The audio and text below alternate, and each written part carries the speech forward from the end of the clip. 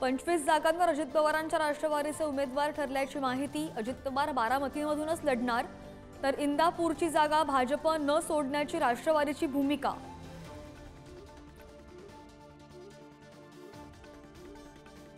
पुण्यामध्ये दगडूशेठ गणपतीच्या दर्शनावेळी अंबादास दानवे शंभूराज देसाईंची गळाभेट। अंबादास दानवेंकडून ठाकरेंसाठी तर शंभूराज देसाईंकडून शिंदेंच्या मुख्यमंत्रीपदासाठी साकडं।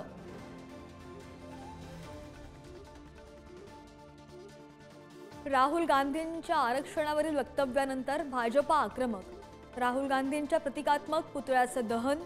आंदोलनात बावनकुळे, शेलार, पंकजा मुंडेंचाही सहभाग।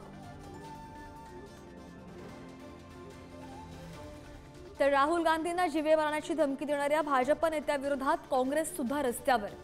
तरविंदर सिंहांविरोधात काँग्रेसचे राज्यभर आंदोलन। तरविंदर सिंहांना अटक करावी, काँग्रेसची मागणी।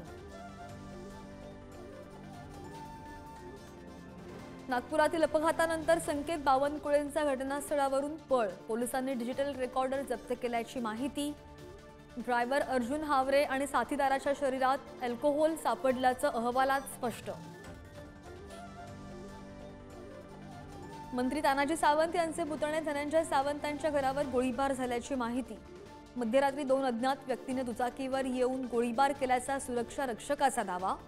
पोलिसांकडून तपास सुरू। मराठा आरक्षणासाठी राजश्री उमरेंचे गेल्या 12 दिवसांपासून उपोषण, तर धनगर आरक्षणासाठी 5 दिवसांपासून दीपक बोराडेंचंही उपोषण। आरक्षण घेतल्याशिवाय माघार नाही, उपोषणकर्त्यांचा सरकारला इशारा। संभाजीनगरमध्ये लाडकी बहीण योजनेत धक्कादायक प्रकार। 12 पुरुषांनी भरला लाडकी बहीण योजनेचा अर्ज। महिलांचे फोटो लावून 12 पुरुषांनी भरले अर्ज। एमपीएससीच्या परीक्षा पुन्हा लांबणीवर पडण्याची शक्यता। मराठा आरक्षणाच्या अंमलबजावणीसोबतच येत्या काही दिवसात आचारसंहिता लागल्यानं परीक्षा लांबणीवर जाण्याची शक्यता। फेब्रुवारी 2024 मधील परीक्षा अद्यापही नाही।